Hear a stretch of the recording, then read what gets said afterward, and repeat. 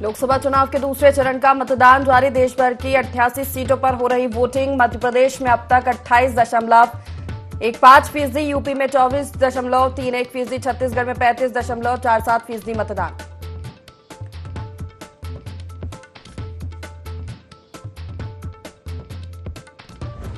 VVPAT पर supreme court से चुनाव आयोग को बड़ी राहत। सभी याचिकाएं की गई खारिज। मतदान के बाद 45 दिन सुरक्षित रहेंगी ईवीएम।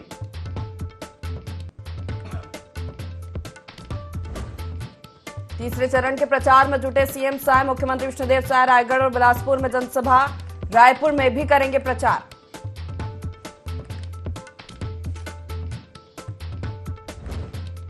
छत्तीसगढ़ में पीएससी अभ्यर्थियों को मिलेगा न्याय। पीएससी 2021 में अनियमितता की जांच करेगी सीबीआई से विष्णुदेव साय ने दी जानकारी।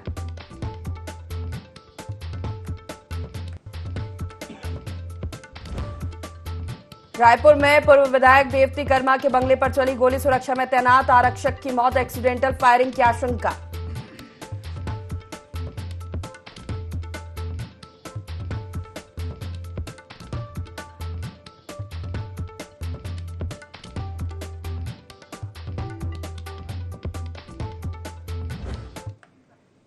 नमस्कार, बहुत स्वागत है आपका। ND24 देख रहे हैं आप। मैं हूं आपके साथ प्रशिता शर्मा। तो देश भर में लोकसभा चुनाव के दूसरे चरण के लिए मतदान लगातार जारी है। मध्य प्रदेश की 6 सीटों पर मतदान सुबह से जारी है। लोगों में खासा उत्साह देखा जा रहा है। सतना, रीवा, दमोह, खजुराहो, टीकमगढ़, होशंगाबाद में सुबह से मतदान हो रहा है दूसरे चरण का।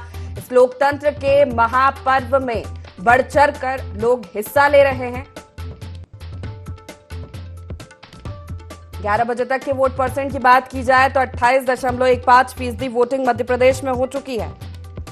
तो दूसरे चरण के मतदान के लिए लोगों में खासा उत्साह देखा जा रहा है। सतना, रीवा, दमोह, टीकमगढ़ में सुबह से वोटिंग हो रही है।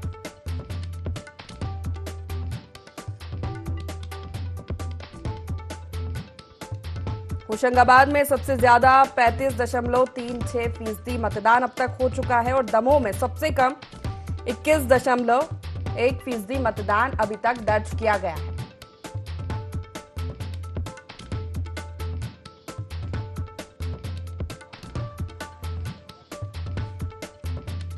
तो दूसरे चरण के मतदान की किस तरह की तैयारियां राजनीतिक दलों ने कर रखी थी और क्या कुछ दावे हैं, इन्हीं पर चर्चा करेंगे। खास पैनल हमारे साथ जुड़ गया है। आपका परिचय करा देते हैं। बीजेपी से मीडिया पैनलिस्ट सचिन जी हमारे साथ जुड़ गए हैं। कांग्रेस से प्रवक्ता विवेक त्रिपाठी जी हमारे साथ जुड़ गए हैं। वरिष्ठ पत्रकार देवदत्त दुबे जी हमारे साथ जुड़ गए। सचिन जी, सबसे पहले आप ही से सवाल कि दूसरे चरण का मतदान है, 6 लोकसभा सीट, किस तरह की तैयारी, क्या लग रहा है?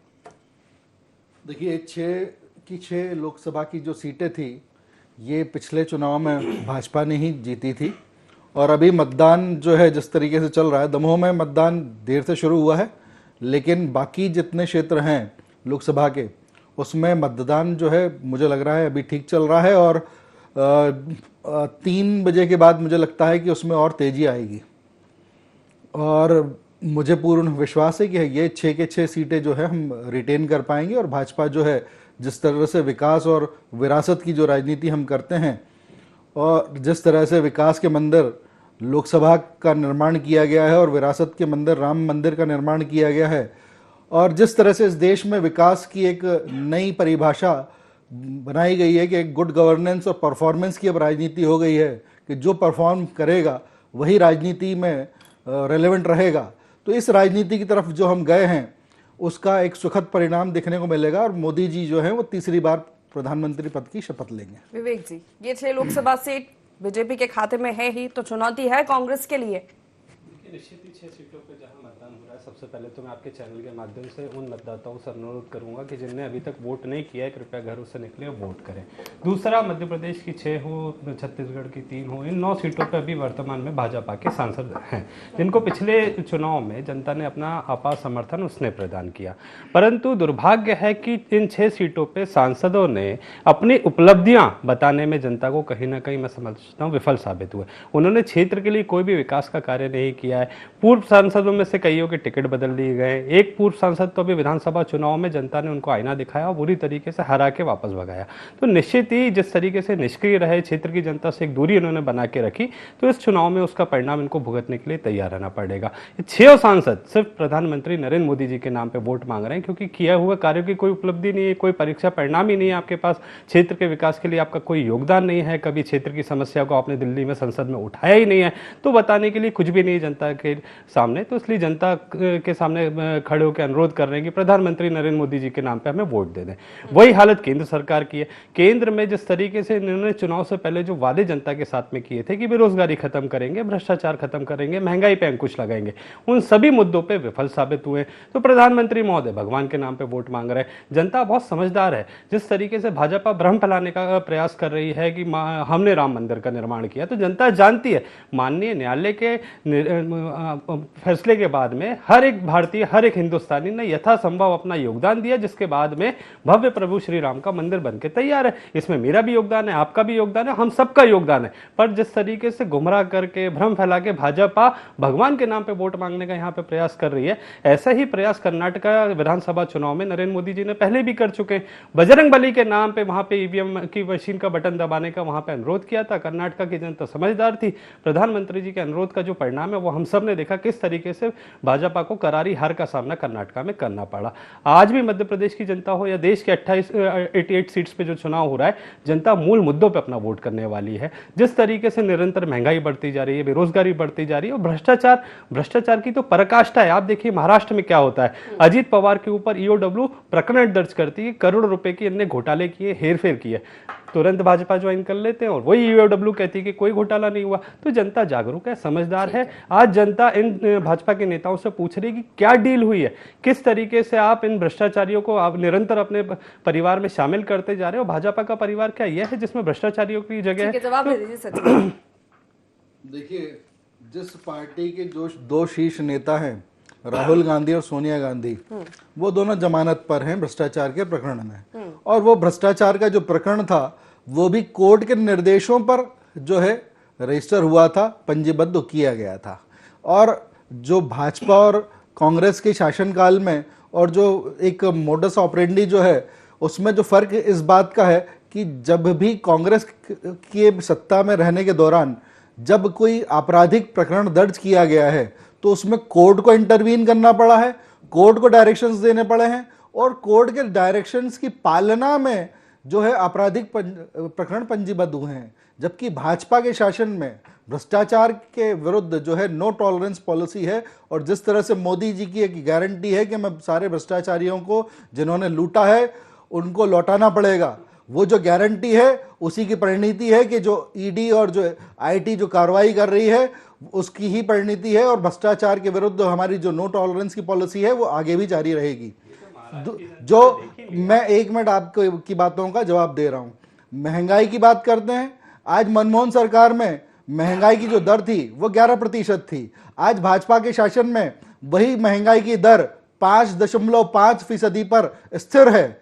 और जिस समय 2004 में वाजपेयी जी ने सत्ता का हस्तांतरण मनमोहन सरकार को किया, उस समय जो पेट्रोल था उसका भाव था 26 रुपए प्रति लीटर और मनमोहन सरकार ने जब वही सत्ता का हस्तांतरण मोदी सरकार को किया तो वही पेट्रोल का दाम 76 रुपए प्रति लीटर था। उसके बाद जो गैस के सिलेंडर की बात कर रहे हैं आप, गैस का सिलेंडर जो था वो 240 रुपए प्रति सिलेंडर था। जब वाजपेयी जी ने मनमोहन सरकार को सत्ता का हस्तांतरण किया, मनमोहन सरकार ने जब मोदी जी को सत्ता का हस्तांतरण किया तो वही गैस का सिलेंडर 900 रुपए का हो गया और आज की तारीख में वही गैस का सिलेंडर जो है 808 रुपए 50 पैसे की दर पे बिक रहा है। तो आप जो महंगाई की जो बात करते हैं, महंगाई का अगर उछाल आया है, महंगाई की दरें अगर बढ़ी है तो वो कांग्रेस शासन में बढ़ी है, भाजपा शासन में कभी नहीं बढ़ी है। भाजपा के शासन में महंगाई की दर बिल्कुल स्थिर है। विवेक जी, आऊंगी देवदत्त जी से भी एक प्रतिक्रिया। 6 सीटों पर मतदान चल रहा है, तमाम मुद्दे हैं, भ्रष्टाचार, गुड गवर्नेंस, नो टॉलरेंस। इन 6 सीटों के सियासी समीकरण आपसे समझना चाहूंगी। देखिए, जिस तरह से प्रथम चरण में 6 लोकसभा सीटों पर मतदान 19 अप्रैल को हुआ था, तो उसके बाद कम मतदान के कारण राजनीतिक दलों ने प्रयास किए थे कि दूसरे चरण में मतदान प्रतिशत बढ़ाना है। खासकर भाजपा ने तभी से प्रयास कर दिए थे, लेकिन अभी तक उस अपेक्षा और गति के अनुसार मुझे लगता है कि मतदान प्रतिशत नहीं बढ़ा है। तो ये अभी तो सभी को ये प्रयास करना चाहिए, सभी को आह्वान करना चाहिए कि मतदाता घरों से निकलें, क्योंकि ये देश का चुनाव है, देश की सरकार बनाने का चुनाव है और सब लोग अपना मताधिकार का उपयोग करें।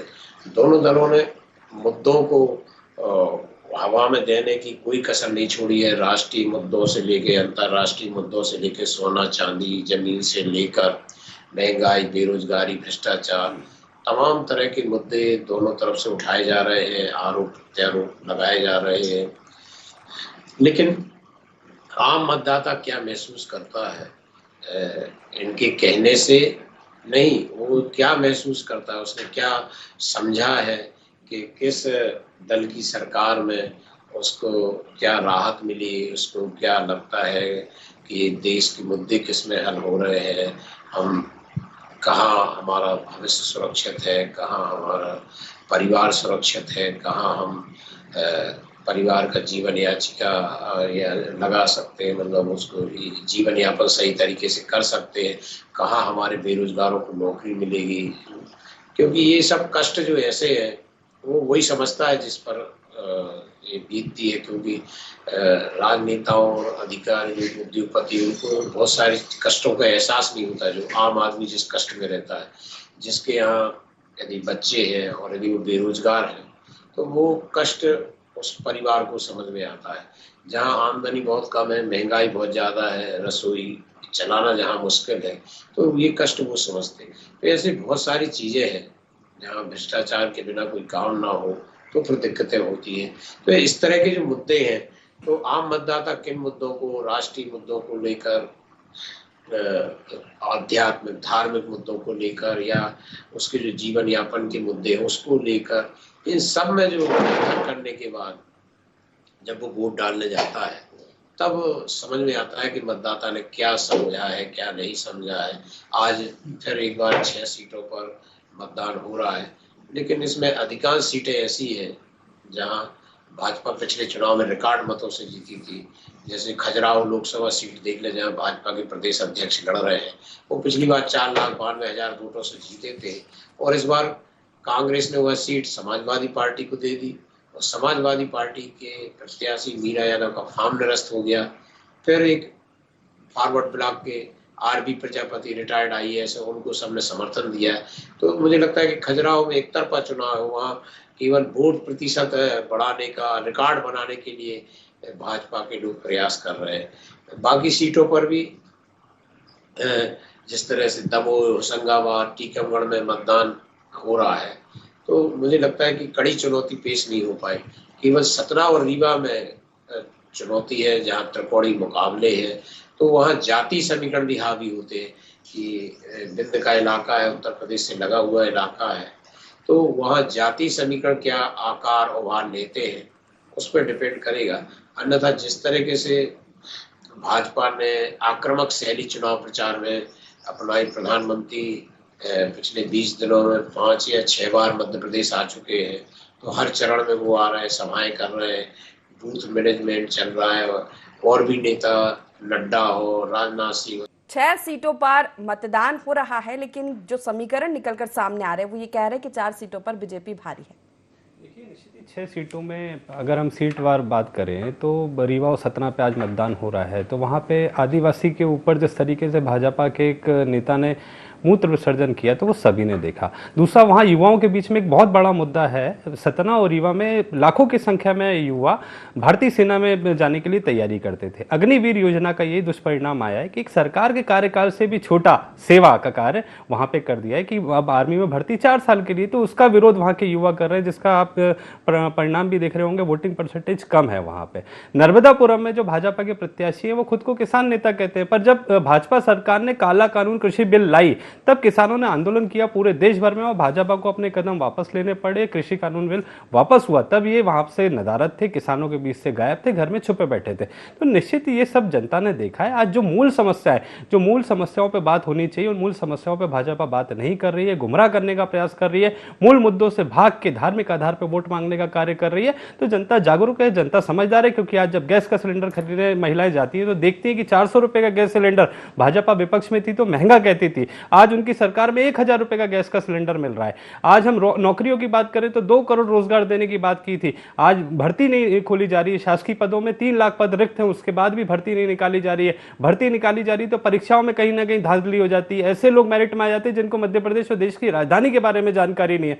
तो ये जब आम आदमी देखता है तो कहीं ना कहीं वो कुंठा से ग्रसित है कि आज हमारे बच्चे क्यों नहीं कर पा रहे हैं, और इस तरीके से नौकरियों को बेचा जा रहा है। महंगाई दिन प्रतिदिन बढ़ती जा रही है, कृषि चीजों पे उत्पादन में किसानों को आज चुनौती का सामना करना पड़ता है। कृषि यंत्रों पे 28-18% जीएसटी लगाई जाती है, खाद यूरिया नहीं मिलता है तो बहुत महंगा मिलता है, गुणवत्ताहीन मिलता है। शिक्षा के क्षेत्र में देखिए, कल 12वीं के और 10वीं के परिणाम आए, 70% बच्चे अच्छा नहीं कर पाए। तो निश्चित ही हम आज पिछड़ते जा रहे हैं, अन्य राज्यों के मुकाबले मध्य प्रदेश की शिक्षा व्यवस्था गिरती जा रही है। मैं छत्तीसगढ़ की बात करूं तो कांकेर में जब नक्सली हमला होता है तो हमारे सैनिक को कांकेर में घायल होता है, इलाज के लिए रायपुर ले जाना पड़ता है। तो वहां की सरकार हास्पद बात कर रही है कि मनमोहन सिंह जी के समय से हॉस्पिटल के लिए हमने कहा था, हॉस्पिटल नहीं बना। अरे भैया, आपको इतना लंबा समय शासन का दिया, आपको सत्ता दी, आपने सत्ता तो ली परंतु जिम्मेदारी नहीं ली। जनता को राहत पहुंचाने में आप पूरी तरीके से विफल साबित हुए।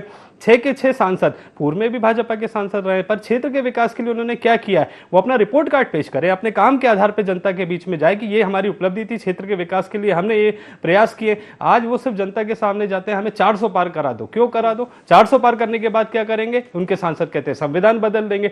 संविधान बाबा साहब अंबेडकर के द्वारा बनाया गया संविधान बदलने की बात कर रहे हैं। कहीं ना कहीं अभिमान है। आप अभी भी नहीं कह रहे हैं जीत गए तो महंगाई खत्म करेंगे, बेरोजगारी खत्म करेंगे। ये इन सारी जो मूल आज चुनौतियां हैं जिनका सामना आम आदमी कर रहा है, उन विषयों पर मतदान करने की आवश्यकता है। आज जनता जागरूकता के साथ में उन विषयों पर मतदान करेगी, भाजपा कितना भी गुमराह कर ले। स्थानीय स्तर पर देखा जाए तो जनता देखेगी ना सामने कौन है, या आश्वस्त है बीजेपी के सिर्फ मोदी का चेहरा देखकर ही जनता वोट करेगी? देखिए प्रेषिता, जब भाजपा जब विकास की बात करती है तो विकास का एक मॉडल जो हम जिसको मानते हैं, हम गुजरात राज्य से तुलना करते हैं। आज कांग्रेस ऐसा कोई मॉडल इस देश में नहीं खड़ा कर पाई है, जबकि 6-6.5 दशक तक जो है कांग्रेस की सत्ता रही है इस देश में, मगर कांग्रेस ने ऐसा कोई मॉडल खड़ा नहीं किया इस देश में जिसको वो अपने विकास का मॉडल बोल पाए। आज जहां पर भी, जिस प्रदेश में भी कांग्रेस सत्ता में है, वहां पर इन्होंने सत्ता में आने के बाद में अपनी कोई गारंटी अभी तक पूरी नहीं की है। आज इन्होंने हिमाचल प्रदेश में बोला था कि ये नारी सम्मान योजना को लागू करेंगे। आज 2.5 साल हो चुके हैं वहां पर सत्ता में आए हुए, मगर ये जो नारी सम्मान की जो योजना थी, कथित रूप से इन्होंने एक जो वादा किया था वहां की मतदाताओं से, उसको इन्होंने कहीं पूरा नहीं किया। अब हम जब संसाधनों की बात करते हैं तो कांग्रेस के जो प्रधानमंत्री थे तत्कालीन, मनमोहन सिंह जी, उनका कहना था कि इस देश के संसाधनों पर जो है प्रथम जो अधिकार है वो अल्पसंख्यकों का है, और अल्पसंख्यकों से कांग्रेस का मतलब सिर्फ जो है वो मुस्लिमों से है। क्यों? क्योंकि जब सीए की बात करते हैं, नागरिकता संशोधन अधिनियम की बात करते हैं, जिसमें बौद्ध, पारसी, ईसाई, उन्हें जब हम संरक्षण देने की बात करते हैं, उनको इस देश की नागरिकता देने की बात करते हैं, तो कांग्रेस उसका विरोध करती है। तो कांग्रेस सिर्फ जो बात करती है वो तुष्टीकरण की बात करती है, मुस्लिमों की बात करती है। और मोदी सरकार में जितनी भी योजनाएं हमने लागू की वो बिना भेदभाव के, बिना किसी मत संप्रदाय विशेष को लाभ दिए हमने लागू किया है। वहीं कर्नाटक में कांग्रेस की सरकार आई तो इन्होंने टेम्पल अधिनियम एक लेके आया है, जिसमें जो हिंदू मंदिर थे उनसे टैक्स की उगाही की जाना थी। 1 लाख से लेकर 10 लाख रुपए तक के जो जहां पर आमदनी हो रही थी जिन मंदिरों में, उनसे 5% और 10 लाख से और 1 करोड़ के बीच में अलग अलग स्लैब बनाकर इन्होंने मंदिरों से उगाही करने का विधेयक लेके आई है। और उस पैसे को ये अल्पसंख्यक जो संप्रदाय के जो उनके जो रिलीजियस प्लेसेस थे और जो उनके स्कूल्स कॉलेजेस थे, उसको एड प्रोवाइड करने के लिए कानून बना रहे थे। तो इस तरह से कांग्रेस ने जो तुष्टीकरण का एक डर्टी डिजाइन इस देश को प्रस्तुत किया है, और अब जब वो विरासत अधिनियम की बात करने लगे हैं कि जो मिडिल क्लास है इस देश का, उससे टैक्स की उगाही करेंगे विरासत के रूप में, और 55% उसकी जो संपत्ति है उसके उत्तराधिकारियों को नहीं प्राप्त होगी। वो 55% जो है सरकार अपने पास रख लेगी, और सिर्फ 45% की जो संपत्ति है वही उत्तराधिकारियों को अंतरित की जाएगी। तो इस तरह से जो कांग्रेस की जो डर्टी पॉलिटिक्स है। मैं छोटी सी बात ये पूछना चाहता हूं, मेरे भाजपा के मित्र को हिमाचल दिख रहा है, कर्नाटका दिख रहा है, मध्य प्रदेश में जो समर्थन मूल्य की बात की थी वो किसानों को मिलने लगा क्या? लाडली बहना को 3,000 रुपए देने की बात करी थी, वो मिलने लगा क्या? देश के प्रधानमंत्री कितना हास्पद बयान देते हैं कि कांग्रेस ज्यादा बच्चे पैदा करने वालों के भविष्य की चिंता कर रही है। 6 भाई बहन है नरेंद्र मोदी जी के, 6 भाई बहन, ज्यादा बच्चे पैदा करने वालों पर टिप्पणी करते करते पहले अपने गिरेबान में तो झांकिए। और देखिए आज भाजपा के पास बताने के लिए अपनी उपलब्धियां नहीं है, तो जनता को गुमराह करने के लिए जाति पाति धर्म इस पे चुनाव लड़ने के अगर यहाँ पे प्रयास करेंगे, मैं समझता हूं देश की राजनीति में आज का चुनाव मूल मुद्दों पर चुनाव होना चाहिए, ना कि धर्म आधारित चुनाव होना चाहिए। इस तरीके से गुमराह करने में आप कभी कामयाब नहीं हो, कभी गुमराह नहीं करने में आप सफल हो पाएंगे। आप महिलाओं की सुरक्षा की बात, महिलाओं की सुरक्षा करने पे अगर आप बात कर रहे हैं, मणिपुर में क्या हुआ? आप संदेश खाली पे बात करते हैं, मणिपुर पे बात नहीं करते, क्यों? क्योंकि वहां पे आपकी सरकार। अरे भैया, महिला सुरक्षा की बात करें तो पूरे देश भर में करें। अगर कहीं कोई ऐसी घटना होती तो उसकी निंदा होनी चाहिए, उस पर कार्रवाई होनी चाहिए, परंतु जहां आपकी सरकार है वहां आप बोलते ही नहीं है। मोदी जी आज तक मणिपुर पे कुछ नहीं बोले, संदेश खाली इतनी बार चले गए, मणिपुर क्यों नहीं जा पा रहे? वहां जाने का साहस जुटाइए। जाति धर्म विरासत पर खूब राजनीति गरमाई हुई है और ये आरोप लग रहे हैं एक दूसरे पे है, लेकिन आखिर समझना पड़ेगा कौन तुष्टीकरण की राजनीति कर रहा है और कितना प्रभावी ये मुद्दा है जनता के बीच में। जाति धर्म विरासत जो तमाम मुद्दे उठाए जा रहे हैं। देखिए, अपना देश भारत देश विविधताओं का देश माना जाता है, जहाँ सभी जाति धर्म के लोग निवास करते हैं। तो सबके अपनी अपनी मन स्थिति होती है, लेकिन सबका व्यक्ति से बड़ा दल और दल से बड़ा देश, ये मान्यता भी है। लेकिन अंदर जो है तो बहुत सारी जातियां, बहुत सारे धर्म हैं और सबके अपने अपने इशू है। तो राजनीतिक दलों की कोशिश होती है कि कॉन्स्टिट्यूंसी बाई किस जाति के या किस धर्म के ज्यादा मतदाता रहते हैं। आप ये कितने भी सर्व धर्म संभाव या इसकी सबकी बात करें, लेकिन मैं देखता हूँ कि जब टिकट के लिए बायोडाटा मांगते हैं तो जाति देखते हैं कि उस कॉन्स्टिट्यूंसी कितनी जाति के कौन लोग निवास करते हैं। तो आप कितने भी कुछ बात करो, लेकिन राजनीति में तो साम दाम दंडभेद से जीतना है।